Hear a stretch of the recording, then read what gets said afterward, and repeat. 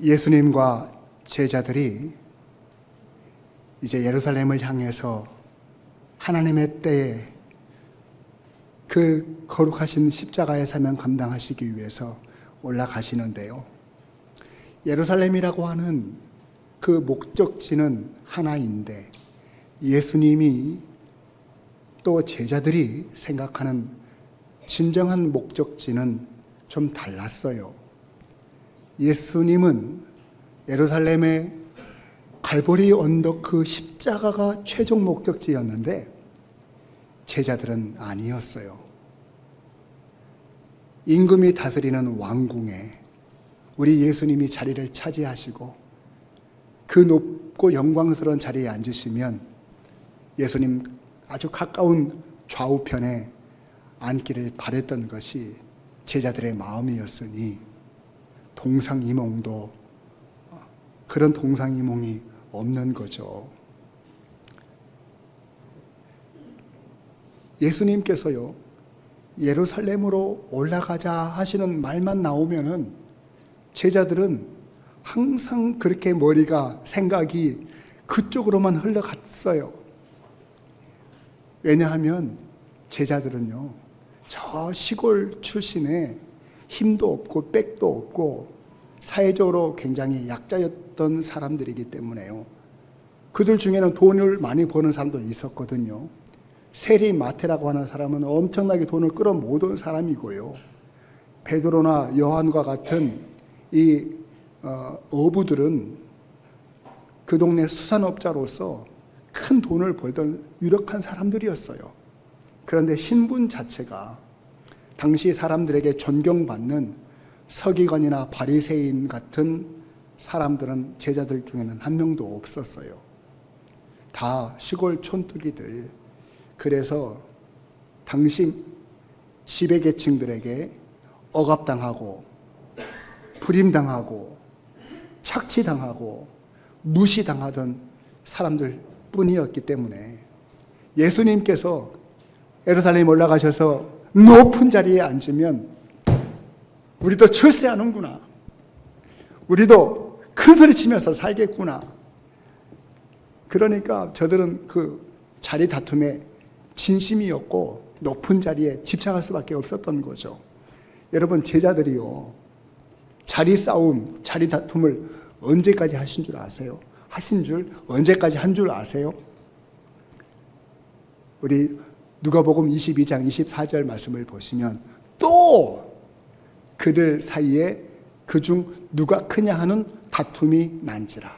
또 다투었대요. 무슨 다툼? 자리 다툼. 높은 자리 다툼을 또 했대요. 어디에서요? 여기 본문에는 잘 소개되지 않지만 누가복음 22장은 어떤 배경을 가지고 있는가 하면 예수님께서 십자가 지시기 위해서 마지막 예루살렘에 올라가신 그날, 그리고 마지막 마가의 다락방에서 제자들에게 떡을 떼어 주시면서 이는 너희를 위해 찢기는 내 살이다. 잔을 나누시면서 이 잔은 너희를 위해 흘리는 내 피다. 만찬석상에서 다투었다는 얘기예요. 이 만찬이 마쳐지면 예수님은 이제 겟세마네 동산에 올라가셔서 기도하실 분이십니다. 그러면 그곳에서 로마의 군병들에 의해서 사로잡히시던 밤이에요.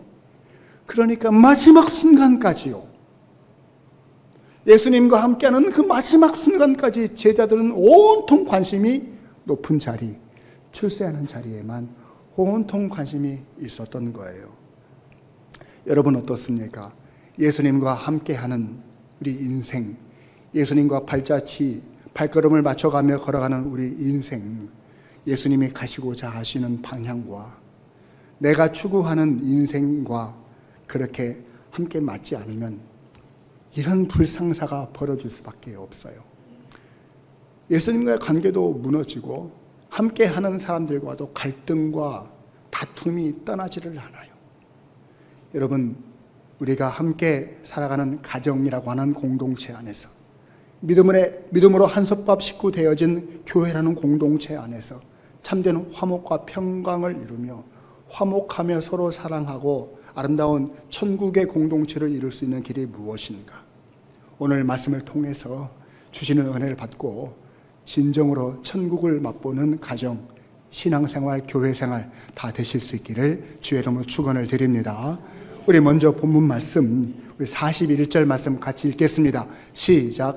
열 제자가 듣고 야고보와 요한에 대하여 화를 내거든. 지금 누가 누구에게 화를 냅니까? 열 제자가 야고보와 요한에게 화를 내고 있습니다. 왜 갑자기 화를 냈는지 지난주에 설교를 들으신 분들은 또 기억하시는 분들은 아실 테죠. 이미 예수님께서 34절이죠. 34절에서 제자들에게 이제 함께 예루살렘으로 올라가자. 예루살렘에 올라가면 참 많은 고난들이 기다리고 있는데 끝에는 내가 사흘 만에 살아나게 될 것이다. 이렇게 말씀을 하시니까 제자 가운데 요한과 야고보가 딱 나서더니 예수님의 이모님 되시자 자기들의 어머니인 살로메까지 앞장 세워서 부탁을 하고 청탁을 합니다. 예수님이 예루살렘의 영광 중에 계시면 아들 하나는 오른쪽에, 아들 하나는 왼쪽에 서게 좀 해주십시오. 이렇게 부탁을 해요. 그러니까 예수님께서 이모님 그리고 형제들이요, 과연 그 말의 의미를 알고는 하시는 것입니까? 내가 마시려고 하는 고난의 잔을 마실 생각이십니까? 내가 지려고 하는 죽음의 십자가를 함께 지겠다는 것입니까? 이미 높아질 생각에만 가득 차 있는 제자들이니까 그 의미는 결코 생각하지 않고 그럼요.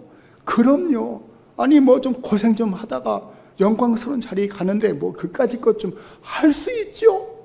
이렇게 큰 소리 떵떵 쳤어요. 그랬더니 예수님께서 이런 말씀을 하셔요. 내가 가는 길 끝에 내 좌우편에는 이미 다른 사람들이 예정되어 있어요. 십자가 좌우편에 누가 예정되어 있습니까? 두 강도가 예정되어 있잖아요. 그 자리는 여러분들이 사모하는 자리는 아닐 테고, 그건 당신들이 생각하는 왕의 좌우편에는 당신들 목 아니고 내가 주는 자리도 아닙니다. 하나님께서 주시는 자리이고 그 자리는 누가 앉든지 다 예정되어 있는 자리인데 나를 따라올 때는 자기 십자가를 지고 나를 따라가야 하는 것입니다. 이렇게 예수님께서 설명해 줬단 말이에요. 그랬더니 그 말이 끝나자마자 야고보와 요한을 제외한 10 제자들이 가만히 그 상황을 지켜만 보고 있다가 갑자기 버럭 화를 냈다는 것입니다. 왜 화를 냈을까요? 야, 두 형제 그렇게 안 봤더니 진짜 의리 없는 사람들이네. 그런 부탁을 할 것 같으면은 서로 우리 지금까지 함께 지내온 시간이 얼만데 서로 상의하고 번호표를 뽑든지 질서 있게 해야지. 그렇게 갑자기 튀어나가면 어떡해? 이 사람들 정말 배신자 같으네. 이런 생각도 있었을 것이고요. 이거 반칙 아니야 이거? 우리도 어머니 계시다고. 아니 세상에 예수님 이모님을 앞장 세워서 혈연을 앞장 세워서 먼저 이렇게 치고 나가면 반칙 아니냐고. 정말 이 사람들 못 쓰겠네. 이 10명의 제자가요, 믿음 없는 두 제자를 나무란 것도 아니고, 그리고 예수님한테 버릇없이 행한 것 때문에 화를 낸 게 아니고, 이 10사람도 두 사람과 똑같이 높아지는 자리, 출세하는 자리에 온통 관심이 있었는데 새치기 하고 반칙하는 것 때문에 열불이 나서 화를 냈다는 거예요. 진짜 달라지는 게 하나도 없죠. 지금 예수님을 3년을 따라다녔는데도 제자들은 그저 세상의 욕심과 세상의 출세에만 온통 관심 있는 사람들처럼 보입니다. 이럴 때마다 제자들은 다투기가 일상이었는데 예수님께서 앞서 마가복음 9장에서 다투는 저 제자들에게 이렇게 말씀하셨어요. 뭐라고 말씀하셨는가 하면 너희 속에 무엇을 두고? 소금을 두고 서로 화목하라. 예수님의 제자 공동체, 믿음으로 함께 모인 공동체는 화목이 목적이에요.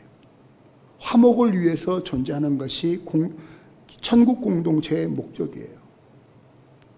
하나님은 무질서의 하나님이 아니고 화목한 하나님이라고 말씀하셨어요. 그런데 이 화목을 위해서 제자들에게 말씀하신 것이 소금을 두고 화목하라 이렇게 말씀하셨는데, 이미 제가 이 본문을 가지고 몇 달 전에 설교를 했기 때문에 한 복습 삼아서 잠시 한번 말씀을 드리면, 화목 중에 가장 중요한 화목은 창조주와 피조물의 화목입니다. 즉 하나님과 인간 사이의 화목이 정말 중요합니다. 근데 이 화목이 깨져버렸습니다. 무엇 때문에? 인간의 죄 때문에. 죄가 하나님과 인간 사이를 갈라놓았습니다. 그런데요, 이 죄의 문제를 해결하시기 위해서 하나님께서 제사를 드리도록 허락하셨고, 제사에는 반드시 제물이 필요한데 그 제물이 무엇이었느냐? 짐승의 피, 살아있는 짐승을 죽여서 그 죽은 짐승을 드리는 것이 제물이에요. 그래야 하나님께서 인간과 그 죄의 문제를 거두어내시고 화목하시겠다는 뜻이었어요. 근데 보통의 제사의 제물은 이 피 흘리고 죽은 짐승들이었지만, 제사 가운데 소제라고 하는 제사가 있어요. 이 제사는 제물로서 곡식을 드립니다. 곡식. 근데 이 소제는 소제만 드릴 수는 없어요. 번제와 소제, 속죄제와 소제를 함께 드리는 거예요. 그러니까 제사는 반드시 피 흘림이 있어야 되는 제사는 반드시 있어야 되는 거고, 더불어 소제도 함께 드리는데, 그 소제는 하나님의 구원의 은총을 감사하는 피조물들이 계속적으로 하나님 앞에 은혜를 유지하고 관계를 유지하기 위해서 감사함으로 드리는 제물이 소제물이었어요. 근데 이 소제물을 드릴 때 쌀, 옥수수, 보리, 배추, 무 이런 곡식을 드릴 때 그냥 드리는 게 아니고 그 곡식에다가 뭘 쳐요? 소금을 치게 되어 있어요. 여러분, 소금을 치면 곡식이 어떻게 됩니까? 숨이 죽잖아요. 그러니까요, 모든 제물은 희생과 죽음이 선제 조건이 되는 것입니다. 그래야 하나님과 화목을 이룰 수가 있는 거예요. 예수님께서 너희들이 화목이라고 하는 공동체를 이루기 위해서 늘 생각해야 할 것은 소금을 두고 화목하라 이렇게 말씀하시는 거였습니다.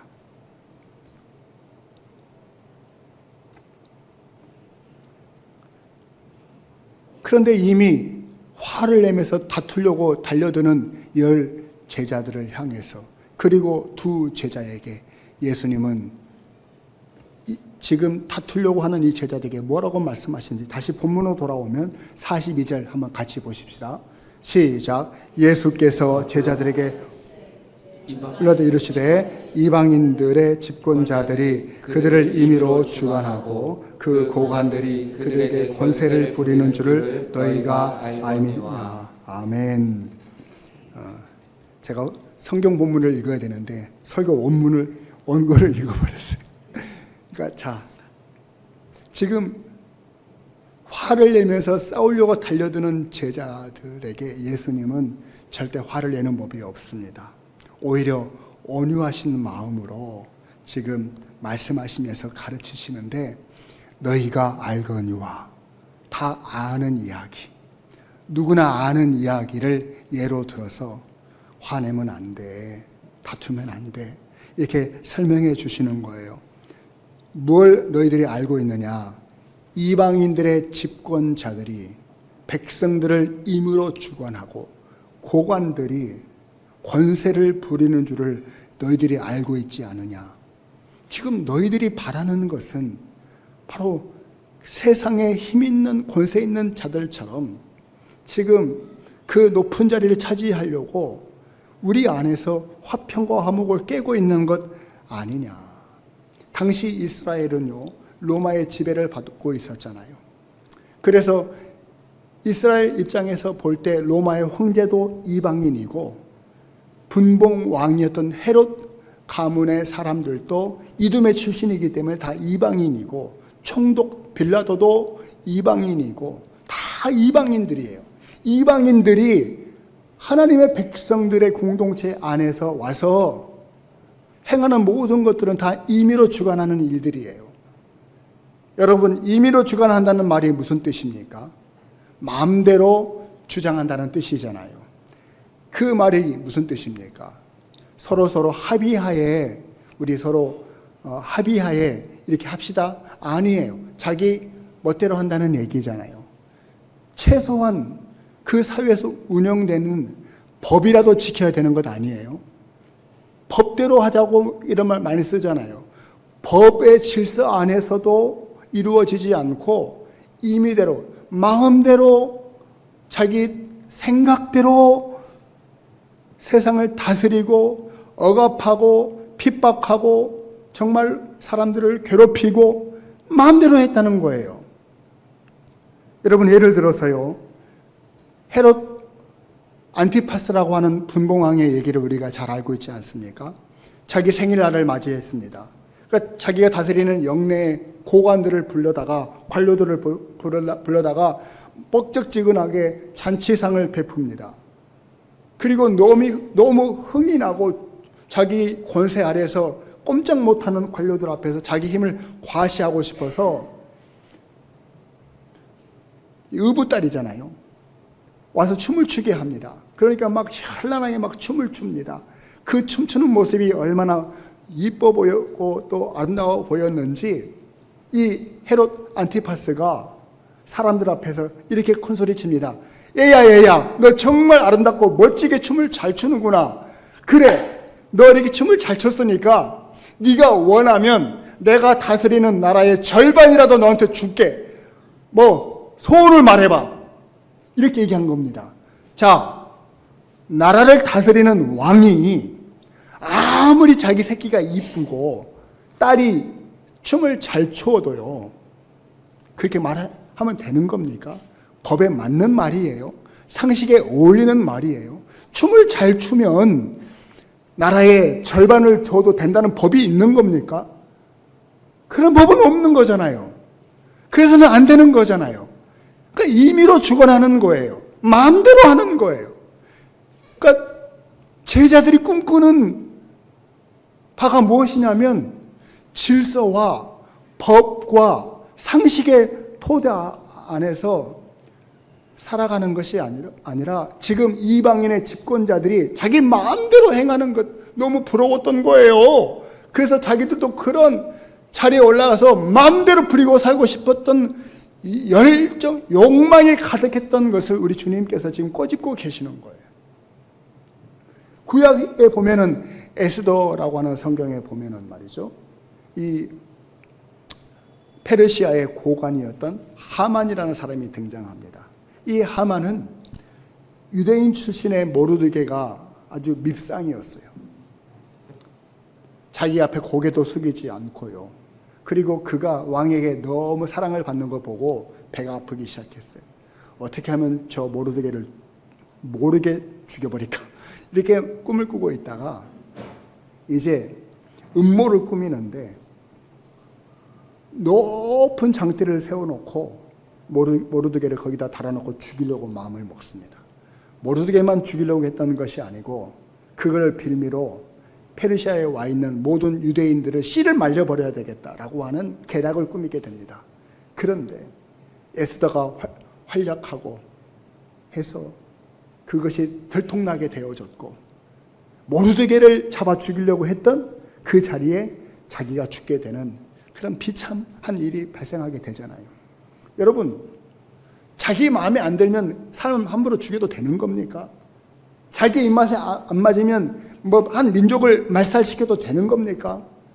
이방인들은요, 세상에 저 권세 있는 권세를 추구하는 자들은요, 자기의 입맛대로 임의대로 주관하는 일, 자기의 권세로 다른 사람들을 부리는 그 재미로, 그것이 진정한 성공이고 그것이 출세인 줄 알고 그것을 목적으로 삼고 살아가는데, 예수님은 제자들에게 그런 삶을 추구하지 말아라.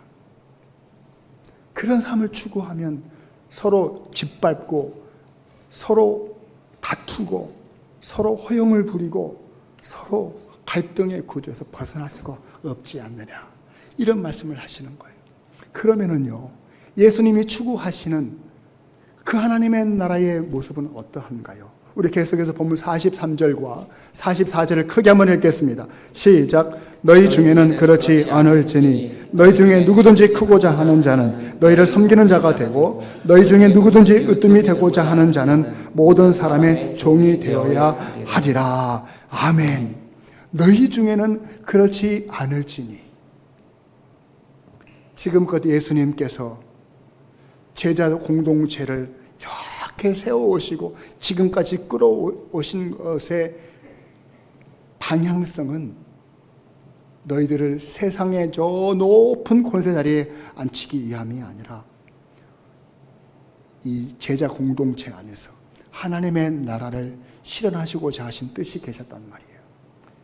너희 중에는 그렇지 않을지니, 다투어서는 안 된다. 높아지려 해서는 안 된다. 힘으로 억압하려고 해서는 안 된다. 그런 꿈을 꾸고 달려가지 말아달라.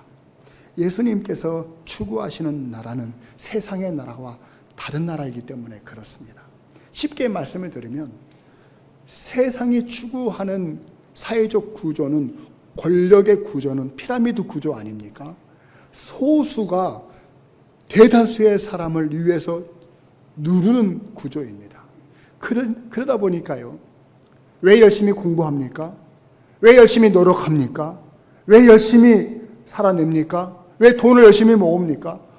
더 높은 자리에 가기 위해서, 떵떵거리고 살고 싶어서, 압제하고 싶어서, 부리면서 살고 싶어서, 임의대로 하고 싶어서, 그래도 아무 소리 못하게끔 하고 싶어서, 이게 바로 세상이 추구하는 피라미드 구조인 것입니다. 그러나 예수님께서 제자들과 함께 세워갈 하나님의 나라는요, 어떤 나라입니까? 그것이 뒤집어지는 역피라미드 구조의 나라인 겁니다. 아래서 섬기는 자가 큰 자인 겁니다. 낮아지기를 기뻐하는 자가 으뜸되는 자리가 되는 것입니다. 그래서 하나님의 나라에서는 누구든지 높아지려고 하지 않고 낮아지려고 애쓰게 됩니다. 섬김을 받으려 하지 않고 섬기는 자리로 내려가려고 하는 것입니다. 하나님의 나라에서는 섬김을 받는 자가 작은 자이고 섬기는 자가 큰 자이기 때문에 그렇습니다. 종의 마음을 가진 자가 으뜸인 나라가 바로 하나님의 나라인 겁니다. 그러니까 예수님 앞에서는요, 하나님의 나라에서는요, 자기를 낮추면 높아지고 자기를 높이면 낮아지는 것이 하나님의 나라의 구조가 되는 줄로 믿으실 수 있기를 바라고, 그것이 가정과 교회에서도 이루어질 때 참된 화목과 화평이 이루어지게 되는 줄로 믿으실 수 있기를 주의 이름으로 축원을 드립니다. 그래서 성경을 보면은요, 세상의 구조 속에서, 세상의 질서 속에서 세상에 순응하며 살아가지 않고 하나님의 나라의 질서를 가지고 살아갔던 사람들의 이야기가 가득 차 있습니다. 낮아졌지만, 겸손하게 자기 자신을 낮추지만, 그러나 하나님에 의해서 높여지고 존귀하게 되어지고 영광스럽게 쓰임받은 사람들의 모습이 얼마나 많은지 몰라요. 아브라함이 그렇습니다. 그는 자기를 티끌과 같고 재와 같은 사람이라고 고백했던 사람입니다. 얼마나 낮아졌는가요? 이삭이라고 하는 사람은 자기를 번제물 취급하는 것에 아무런 문제 없이 온전히 순종했던 사람입니다. 야곱이라고 하는 사람은 하나님께서 베풀어 주신 은총과 그 진실하심을 자기는 조금 더 감당할 수 없는 낮은 자라고 고백했던 사람입니다. 요셉이라고 하는 사람은 자기를 핍박하고 죽이려 했던 형들을 오히려 위로하고 격려했던 그런 낮은 자와 겸손한 자의 모습의 표본이 되었습니다. 모세는 나 같은 사람이 누구이간데 저를 바로에게로 보내십니까? 라고 겸손했고요. 기드온은 나는 약한 자요, 지극히 약한 자요, 지극히 작은 자라고 말했던 사람이에요. 다윗은요, 성전 건축을 위해서 온갖 것을 자기가 준비했음에도 불구하고 이 모든 것을 준비하신 분은 하나님이시다 하시면서 그 자리에서 내려와 겸손의 모습을 보였어요. 제가 지금 소개했던 한 67명의 사람들은 모두 이 세상에서 권세도 가졌고 힘도 가진 자들이지만은요, 그러나 그 자리에서 임의로 주관하고 사람을 권세로 부리는 위치에 있지 않고 하나님의 나라의 질서를 자기의 마음속에 새기고 낮아지려고 했던 사람, 겸손하게 섬기려고 했던 모습이었기 때문에 이분들 제가 다 어디서 추출했느냐, 바로 믿음의 장이었던 히브리서 11장에 하나님께서 그들의 이름을 새겨넣어 하나님의 나라의 질서를 가지고 살아가는 사람들을 높여주시던 그런 분들이에요. 사랑하는 성도 여러분들이요, 어떻습니까? 아직도 세상의 질서를 흠모하고 그저 그 길 끝에 올라가서 높은 자리에 앉아서 떵떵거리며 남을 짓밟고 흉보고 헐뜯고 그래야 내가 높임을 받는다라고 생각하고 계시지는 않습니까? 그것이 여러분들의 인생의 목표이시다면 하나님의 나라의 질서 안에 아직 들어오지 못하신 거예요. 사랑하는 성도 여러분, 이제는 세상의 방식이 아닌 하나님의 나라의 방식을 가슴속에 새기고 예수님을 따라가는 제자 되실 수 있기를 주의 이름으로 축원을 드립니다. 우리 이제 마지막으로요, 본문 45절 말씀 같이 읽겠습니다. 시작. 인자가 온 것은 섬김을 받으려 함이 아니라 도리어 섬기려 하고 자기 목숨을 많은 사람의 대속물로 주려 함이니라. 아멘. 예수님께서 여러 제자들처럼 높아지기를 바라시고 이 제자들의 바램처럼 예수님이 왕이 되시기를 원하여서 예루살렘에 가실 거였으면 처음부터 예루살렘의 왕궁에서 태어나셨을 겁니다. 굳이 갈릴리에서 젊은 세월을 안 보내시고 그렇게 하셨을 겁니다. 그런데 예수님께서는 애시당초 하나님의 뜻을 이루시기 위해서 베들레헴에서 나셨고 갈릴리 나사렛 동네에서 가난하게 사셨습니다. 그 사시는 동안에 자기 자신을 한 번도 높이신 적이 없으시잖아요. 자기의 능력을, 자기의 권세를 자신을 위해서 쓰신 적은 한 번도 없습니다. 그의 시선은 불쌍하고 병든 사람들에게 항상 향하여 계셨고 그의 능력은 병든 사람, 가난한 사람들을 고치시고 먹이시는 일을 위해서만 사용하셨잖아요. 그 예수님께서 당신을 호칭하시기를 인자가 이렇게 말씀하고 계십니다. 인자, 말 그대로 사람의 아들이라는 뜻을 가지고 있어요. 하나님의 아들이신 예수님께서 당신을 인자라고 얼마나 겸손하게 말씀하십니까? 근데 단순히 이 인자는요, 사람의 아들이라는 뜻으로만 해석될 게 아니고 구약 성경에 보면은 인자는 좀 더 광범위하고 지고지순한 의미를 가지고 있는 호칭이에요. 특별히 다니엘서 7장 13절로 14절 말씀을 보시면 제가 설명해 드릴 테니까 눈으로 한번 따라가 보시면서 보십시오. 이 다니엘이라고 하는 사람이 밤의 환상 중에 하늘을 보니까요, 인자 같으신 분이 계셔요. 그 인자가 구름을 타고 와서 옛적부터 통치하시는 존귀하신 하나님 앞으로 인도를 받게 되어지는데 그 인자에게 존귀하신 하나님의 통치 속에서 그 인자에게 영광과 권세와 나라를 주신다는 거예요. 그 인자가 가진 권세는 소멸되는 권세가 아닙니다. 인자가 가진 나라는 잠시 있다가 사라지는 세상의 나라가 아닙니다. 영원한 권세요, 영원한 나라요, 영원한 영광이에요. 그 인자가 누구이시냐? 바로 메시아요 그리스도이신 예수님이 되시는 줄로 믿습니다. 그 인자로서 예수님은 하늘의 권세를 내려놓으시고 이 땅에 오신 겁니다. 이 놀라우신 인자가 영원한 권세와 영광과 나라를 한 손에 쥐신 그 영광스러우신 분이 내가 섬김을 받으러 이 땅에 왔다 말씀하시지 않아요. 도리어 섬기려 하고 섬기러 오셨다고 말씀하세요. 섬김이 있는 자리에 화평이 있고 섬김이 있는 자리에 평화가 찾아오는 것입니다. 예수님은요, 말씀으로 무지한 백성들을 섬기셨습니다. 예수님은 병든 사람들을 기도로 섬겨주셨습니다. 예수님은 배고픈 사람들에게 먹을 것을 주시면서 섬겨주셨습니다. 목자 없는 양처럼 방황하는 백성들에게, 사람들에게 예수님은 길과 진리와 생명이 되심으로 섬겨주셨습니다. 예수님은 제자들의 발을 씻어주시면서 섬겨주셨습니다. 예수님의 삶 자체가 섬김이셨어요. Not success, but service. 성공이 아니라 섬김으로 점철된 예수님의 삶을 제자들은 알아야 했습니다. 어떻습니까, 여러분? 이제 말씀의 결론을 맺으려고 하는데요.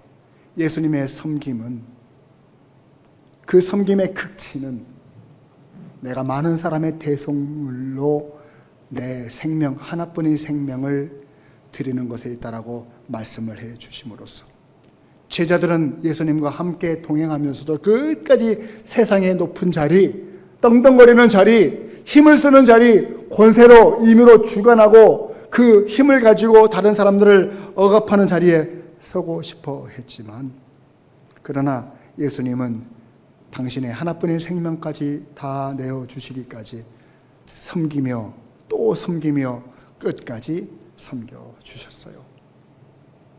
그 은혜를 받은 제자들이요, 지금은 다투는 사람들이었고 지금은 예수님 앞에서 참 벌성사나운 모습이었지만, 예수님 부활하신 후에 인자로서 천국에 승천하신 후에 저들의 가슴 속에는 예수님의 섬김이 크게 자리하게 되었습니다. 그래서요, 이게 야고보가 어떻게 변화되었는지 한번 보실래요? 야고보서 4장 10절 말씀에 우리 다시 한번 읽겠습니다. 시작. 주 앞에서 낮추라. 그리하면 주께서 너희를 높이시리라.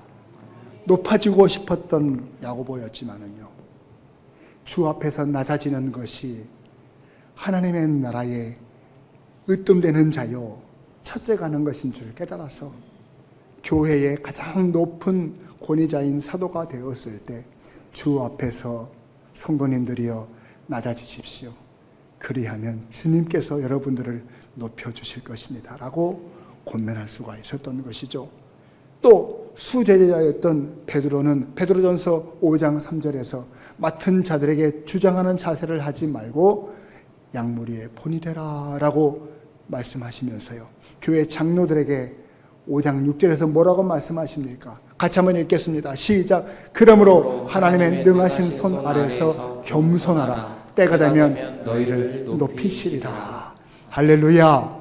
그렇습니다.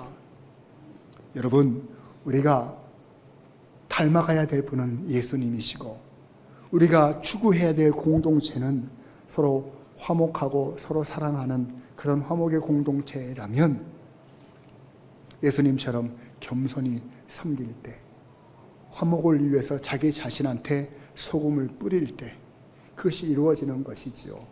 그래서 우리는 높아져서 임의로 주관하려고 하지 않고 예수님처럼 섬김의 자리를 찾아 우리 가정이, 우리 교회가, 이 나라 이 민족이 하나님의 나라의 통치가 유통되어지고 정의가 강물처럼 흐르는 복된 가정들, 교회, 나라와 민족이 되기를 주의 이름으로 축원을 드립니다.